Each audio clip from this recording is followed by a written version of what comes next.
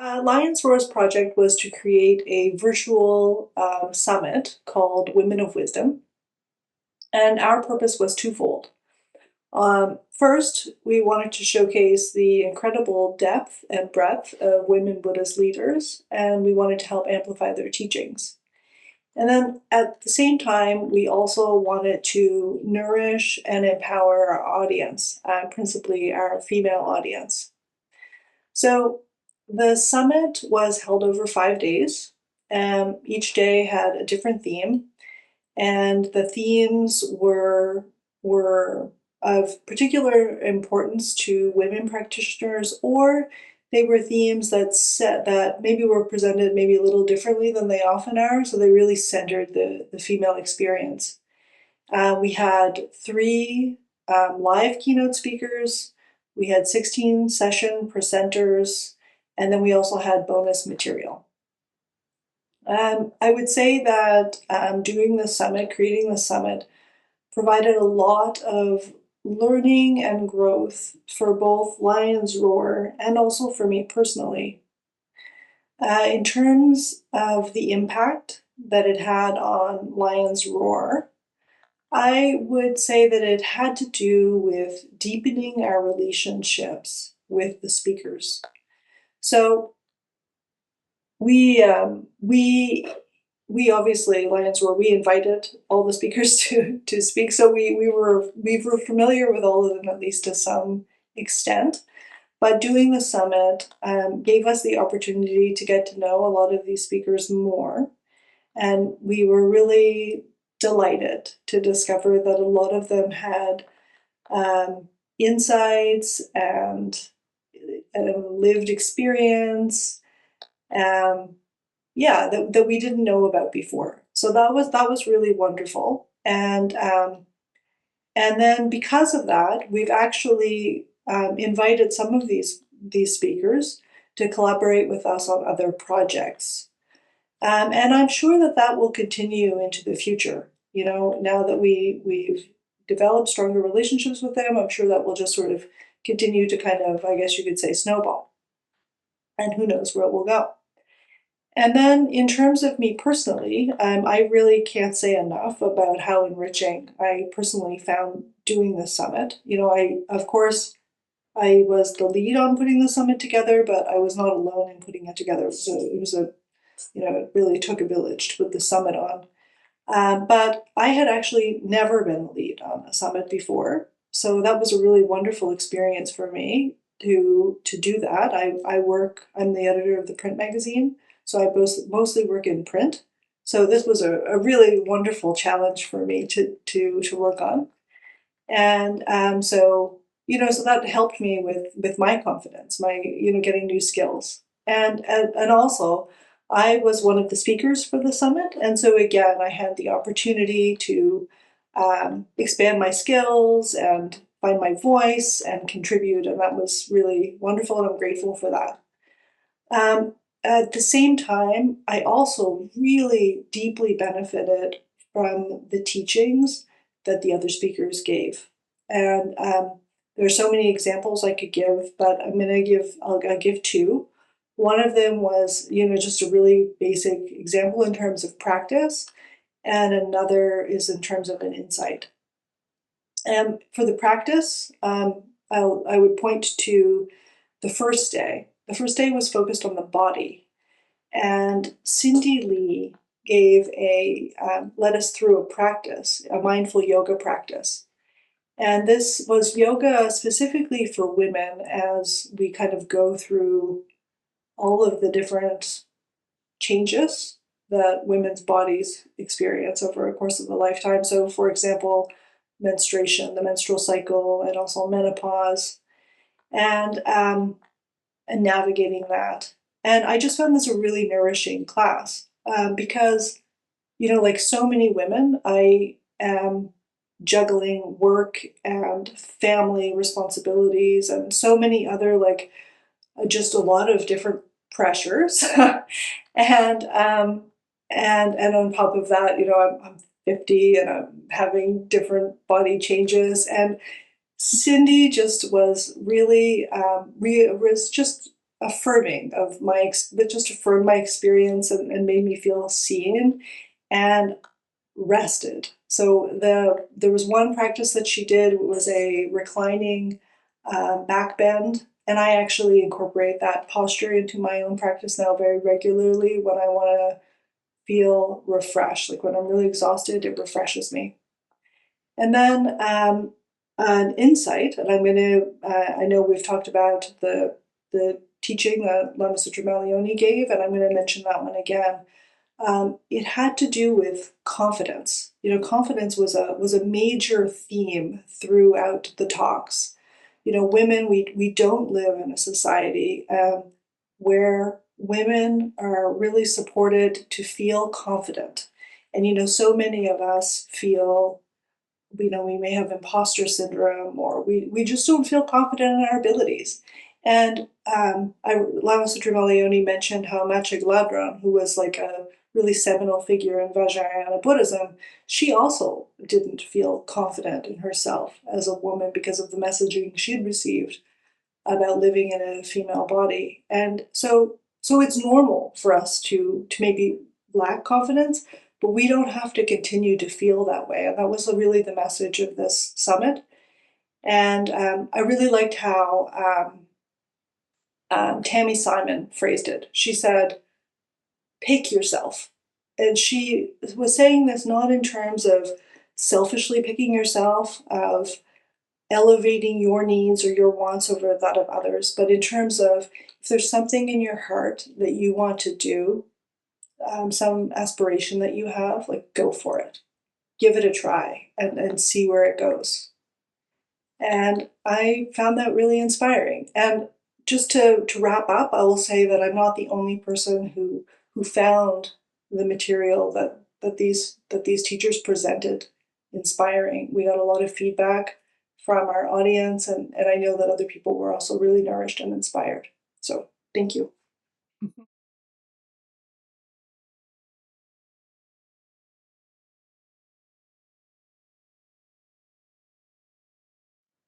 Hey, great to be here with all of you, and just thank you for my part as well, Andrea. I also thoroughly enjoyed the speaker series that you put together. Thank you, thank you. So I hold the role of co-executive director of the Shambhala Global Organization. Maybe just to put in context the grant and the work that we've done, to tell you, Shambhala, as an organization, we're about 50 years old now. We are an organization founded on the teachings of Chogyam Trungpa Rinpoche. We hold very special the Shambhala teachings and the Shambhala Terma. And in about 3 years ago, our organization and our community underwent a radical change.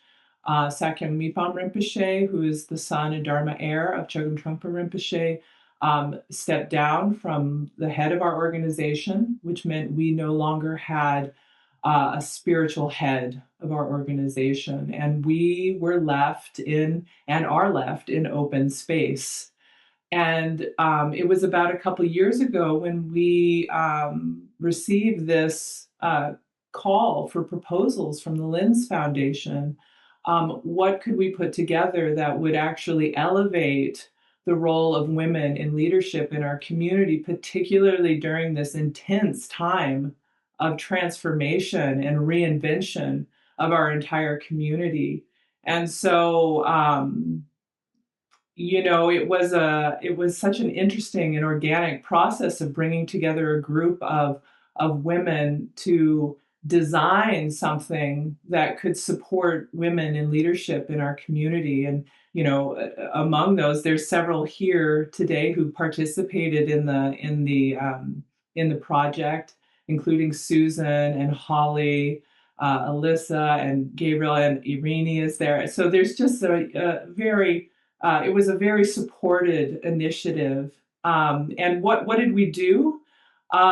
We gathered together. First and foremost, we created a space online. We had 4 online gatherings, and we facilitated them in such a way that it was very open agenda. So people could bring whatever was closest to their hearts, what was on their mind, what did they want to share with each other and dive into. And so we had a series of online gatherings where we surfaced all kinds of different topics around gender equality, around personal power and use of power, around trauma, gender-related harm, the sexual abuse that happened in our community.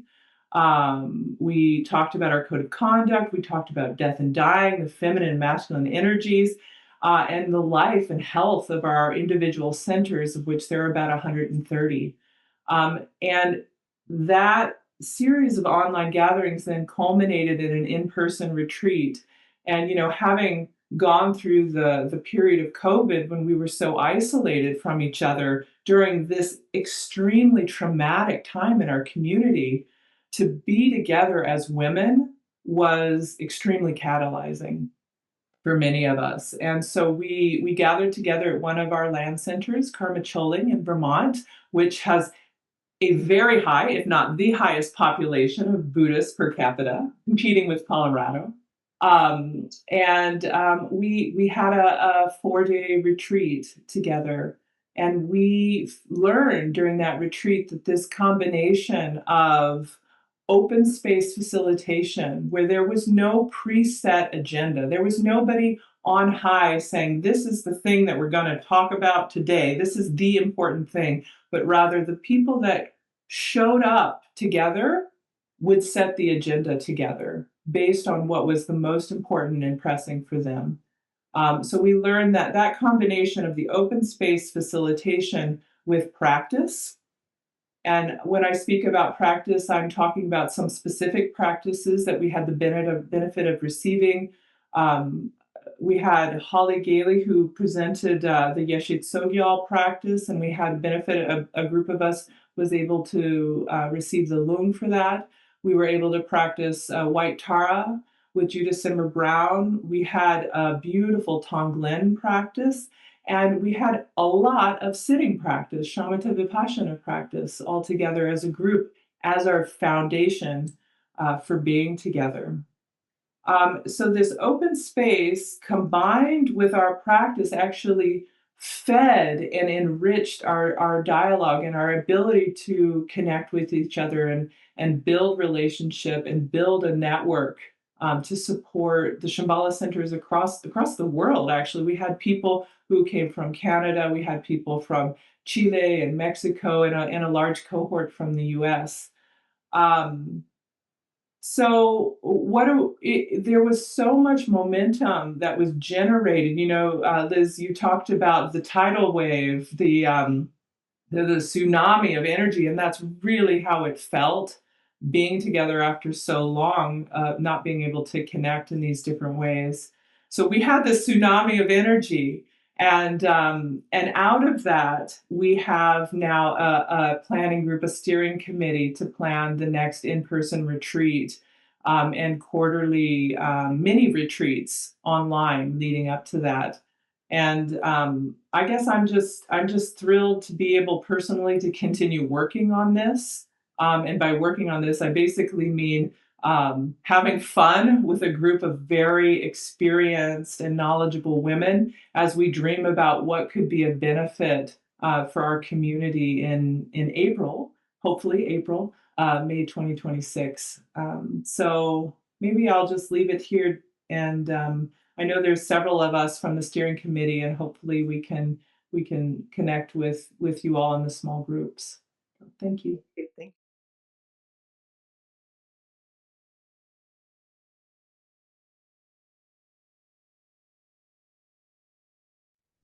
Okay. Hello, everyone. Deputy Director of Events at Garrison Institute, we're a retreat center and a think tank based in the Hudson Valley, New York. This is our 22nd year of hosting and convening. So thank you for having us here. Through this generous grant, we successfully convened in November of 2024 a multi-day residential retreat for women of color taught by 3 Buddhist BIPOC teachers. The program achieved, we would say, 100% of its stated goals. We directly served many of the participants with full scholarships, and there was general program support from Lenz Funding. I think we created lasting impact on the BIPOC mindfulness community, BIPOC, Black, Indigenous, People of Color community. Comprehensive programming included accommodation, meals, expert instruction, and materials. The retreat was entitled Healing Our Way Home, Touching Our Ancestors, Joy and Liberation, a retreat for women of color with the Dharma teachers, Dr. Maricela Gomez, Cara Julingo, and Dr. Valerie Brown.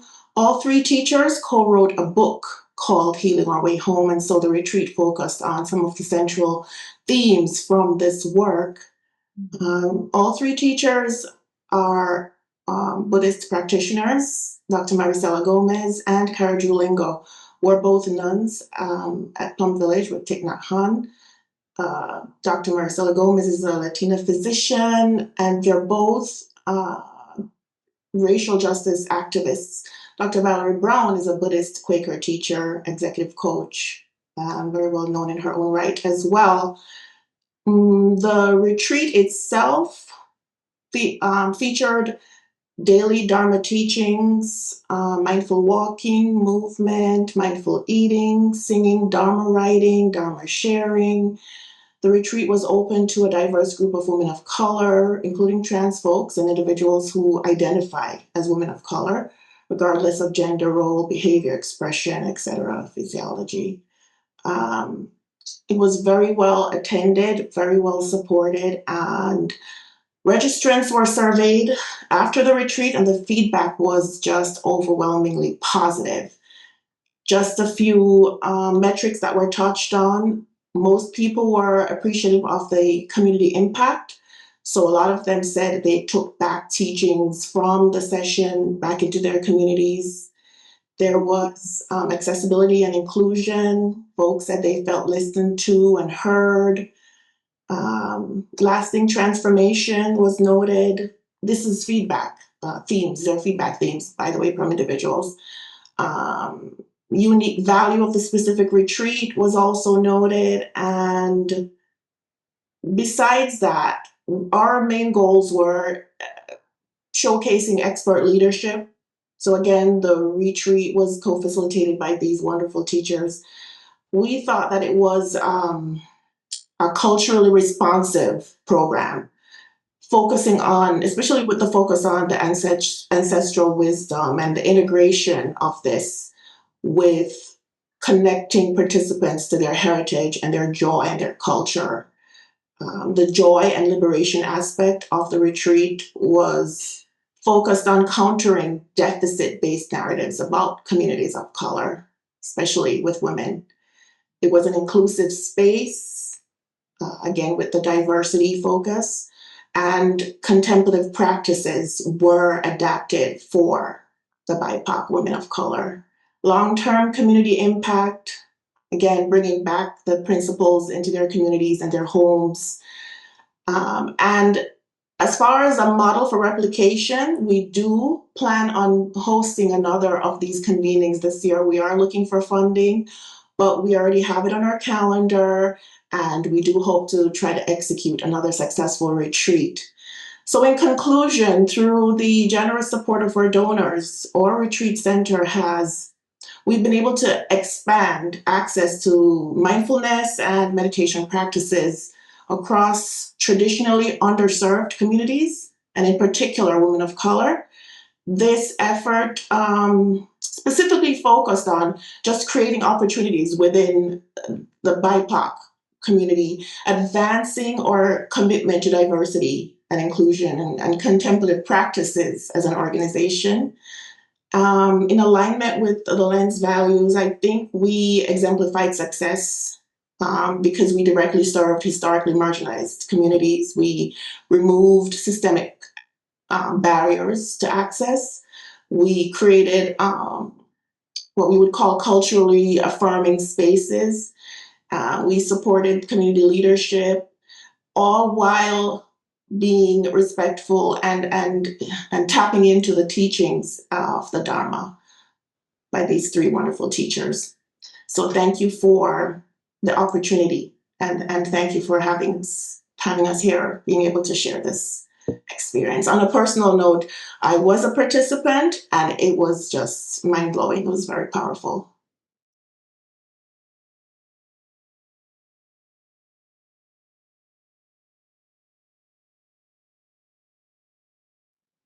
Hi there. I'm so delighted to be here. Dialing in from Buena Vista in Colorado, former lands and enduring ancestral wisdom presence of the Ute peoples.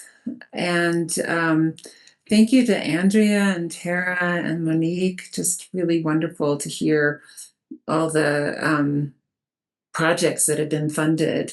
And the two that I'm associated with are actually really still prospective. We haven't, we're one is a seed grant that I'll talk about, and another is a program that's going to happen this fall. And I'd also just like to weave the first project into a few of the Lenz Foundation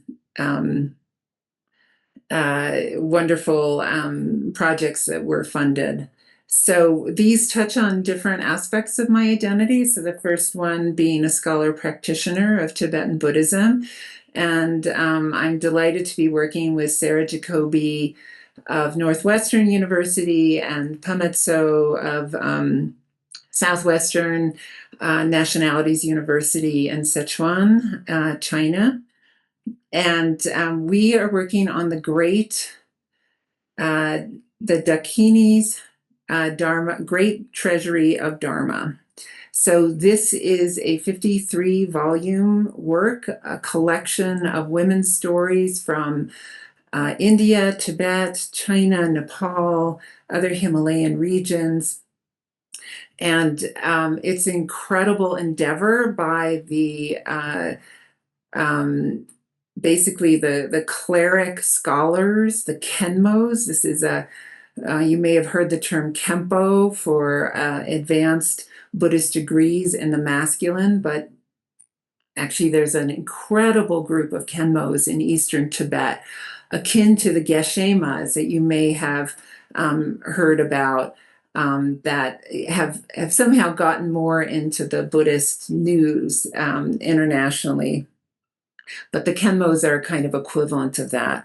So we are not the three of us translating this. It's going to be an incredible collaboration with many translators of Tibetan texts. And this seed money is really helping us get started so that we can apply for larger grants.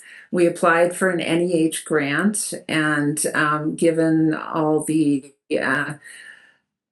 funding issues with the federal government, we'll see if that ever comes to pass. And we're certainly going to be applying for other grants, but it's incredible to be able to begin this initiative. And a big chunk of this collection is actually the lives of Buddhist masters, female masters, and these are powerful role models. I used to think as a Western practitioner and as a feminist, I used to have this question, like, is it just us that are looking for women role models, and this collection that these Tibetan Kenmos have put together really shows how important it is for Buddhist communities in Asia to have these incredible exemplars who are advanced yoginis, sometimes nuns, who achieved liberation, full liberation in a female body, who were teachers of their own Dharma communities, and actually community leaders as well.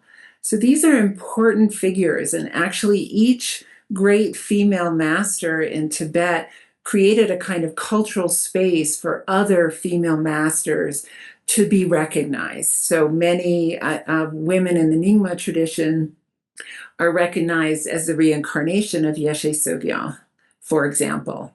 right? So it shows how each woman who's able to fully express her talents, fully achieve her spiritual potential, actually creates a space for more women to follow in her footsteps.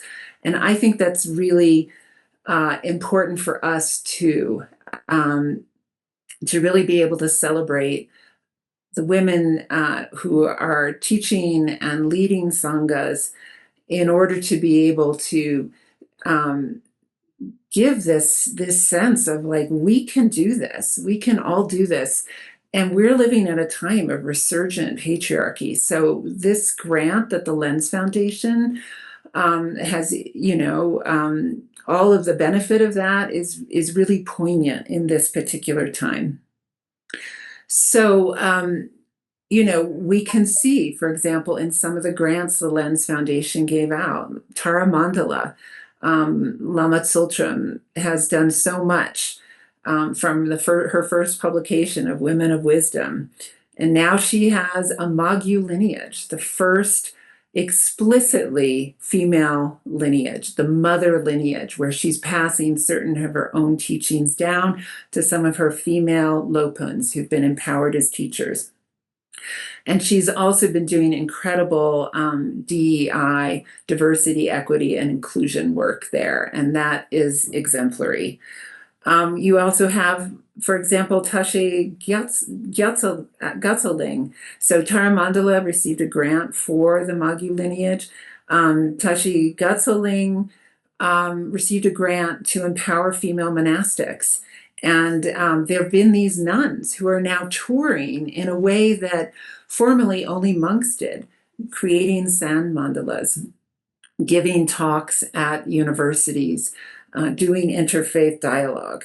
Really incredible. And then the Soto Zen Buddhist Association has had a speaker series celebrating women's voices in Buddhism. So again, really profiling the exciting array of women teachers and accomplished practitioners who are,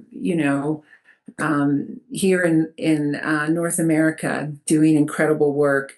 And then also really, I just wanted to highlight the Buddhist prison ministry, whose work on the divine feminine for a Sangha for incarcerated women. So that kind of outreach that is made possible when we empower women leaders and we fund their initiatives. That's a population that has so far largely been overlooked.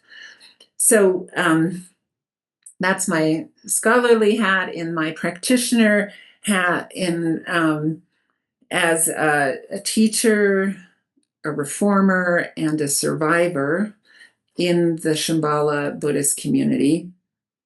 I've been really interested in, and have been over these past actually 7 years since the sexual abuse crisis in our community began in 2018, been holding circles and giving teachings on gender dynamics. So holding spaces for women to talk about issues of abuse, harassment, etc. in that community and in their lives. And also, I'm really excited this fall at Drawla Mountain Center to be co-leading with Carla Burns and Adrian Chung a program called Empowering Women X to teach meditation, an updated cool toolkit. And so in that, we will be really trying to encourage a new generation of women X, so that's cisgender women, non-binary, trans femme, to really learn how to present meditation that's trauma-informed, embodied, with relational attunement, interactive pedagogy, and a real focus on cultural humility and harm prevention. And that includes working with microaggressions. So this kind of work to really try to raise up a new generation that has a skill set that maybe those of us who were trained in the Dharma years ago didn't receive. And that seems really important so that we don't continue the cycle of harm that's been happening, both gender harm, racial harm, and more in our communities. Thank you.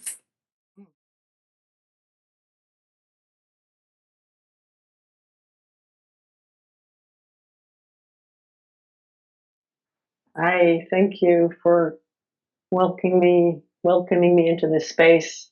I'm actually co-founder of Dharmadatta Community, which started as Comunidad Dharmadatta, a Spanish-speaking monastic community living together in India, living and training and occasionally traveling back to Latin America to teach. And like a number of other people, our community was thrust into a fairly significant reorientation and rethinking as a result of sexual abuse, revelations of abuse, not within Dharmadatta, but on the part of the larger Tibetan Buddhist lineage that we were connected to. And we had been women led. I think there was once at one. We've been doing this for 15 years. We've been together for 15 years, serving Spanish speaking communities. So we actually don't do anything in English. We serve an online community with residential retreats, with all of our offerings offered in Spanish and free of charge, which is an important principle to us.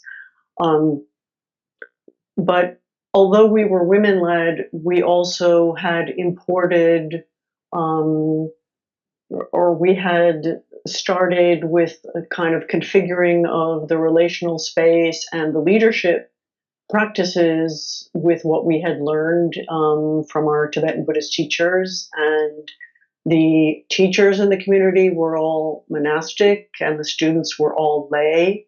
And so the pathway to growth, just seemed to be, well, if you want to grow, you have to become a nun, which obviously not everyone was going to do. And although we had a commitment to being anti-patriarchal, the really spate of allegations of abuse within Tibetan Buddhist communities really obligated us to take a very hard look at how we were holding power, how we were sharing power, what we were signaling to one another. And as part of that process, you saw the photo of me as a nun. As part of that process, I gave back my monastic vows after 24 years as a nun, and I'm now teaching and sharing space with everyone else in the community as a layperson. As part of our transition process, enter the Lenz Foundation grant, which is a 2-year grant for us, which at the beginning of that grant period, 3 out of the 4 monastics who had been, in significant leadership positions in the community have sort of handed their responsibilities over. And we now have a leadership team that is, it's all women, and it's there's one nun and everyone else is a laywoman. And so what we have been needing to do, which this grant gave us an opportunity to do, was to really connect with other women-led organizations, how they were configuring the roles of leaders, how they were structuring themselves, how power was working, to look we really were looking for and are still working to construct specifically anti-patriarchal ways of being together that allow women's particular powers to come forth. And so the first process was we formed the leadership team, and they had many conversations to start feeling each other and hearing what everyone's leadership style would be. And then we started consulting or inviting speakers from different Latina organizations or Latino organizations. I say Latina because organization is feminine in Spanish. Latino organizations to talk about their experiences and to learn from them. And at a certain point, we really identified that there was a need just to go ahead and do empowerment trainings. And so together, the team, the leadership team did different empowerment trainings to help identify styles of communication, sociological structures, habit energy, conditioning, and to really to address what I think rightly can be named as something that turns up in this space in terms of imposter syndrome or insecurities or not a sense of not really being entitled or not being sort of empowered to hold a position as leaders. And I've just been in retreat for 3 months, and when I came out, the leadership team they'd changed. They had told one woman that they thought she would be better, serve better in another position, and they had clearly taken full ownership of leadership of this community, which is just like, yeah, it's just an amazing sign that we're moving in the direction that we want to go. And then later this year, and part of one of the leadership trainings is that they're getting guidance from a feminist leadership organization based in Mexico on how to develop programming that would be aligned with these principles and would be more empowering for the female practitioners. Our community, the leadership is all women. The community is mostly women. It's quite large. Our volunteer organization has about 200 people. There are 500 people in the 7-year study program. So it's, there's a lot of ripples that follow through the community from what we do.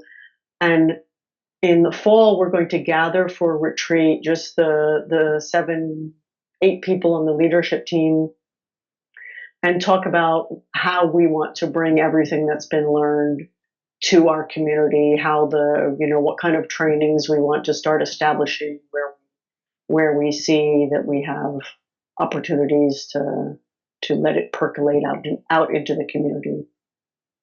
So I think Great. that's my time. Thank you.